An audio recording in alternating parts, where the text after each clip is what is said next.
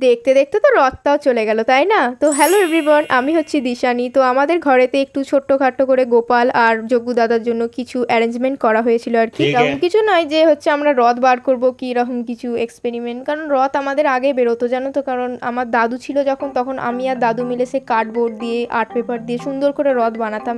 কারণ আমার রথ বানাতে না বেশ ক্রিয়েটিভিটি লাগে, মানে কিছু একটা হ্যান্ডমেড জিনিস করে। তোমরা এর আগে হয়তো আমার কোনো পোস্টে বা ভিডিওতে দেখেছো যে আমি ক্রাফট বা হ্যান্ডমেড জিনিস বানাতে খুব ভালোবাসি, আমার বেশ ভালো লাগে।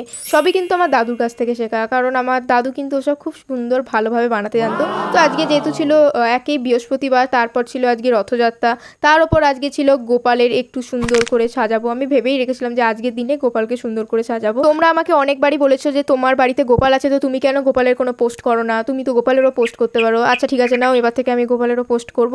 আর একটা আমি গোপালের অনেকদিন আগে শ্যুট করেছিলাম, তো সেই শ্যুটটাও আমি ভাবছি একদিন ভালো করে এডিট করে ছাড়বো। কারণ সময়ের খুব অভাব, সত্যি কথা বলতে, মানে সময়ই পাই না।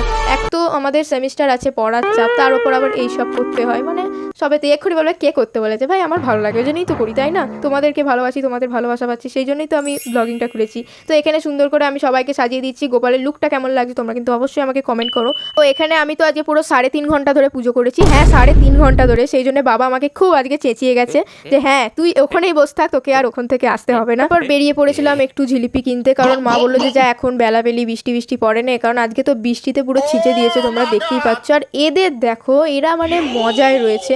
আর জিলিপিটা যখন থেকে ভাজছে, আমি হচ্ছে সেই ভেজেই যাচ্ছে, কখন দেবে রে বাবা। তারপরে আমরা ফাইনালি ঘরে এসে সন্ধে টন্ধে আজকে সকাল করে দিয়ে দিয়েছি। রাস্তায় আস্তে আস্তে কিন্তু 2-3টে রথের সঙ্গে আমার দেখা হয়ে গেছে। তো ব্লগটা আজকের মতন এখানেই, দেখা হচ্ছে নেক্সট ব্লগে। কেমন হয়েছে তোমরা কিন্তু অবশ্যই কমেন্ট করো। হ্যাঁ, তো আজকের মতন বাই বাই।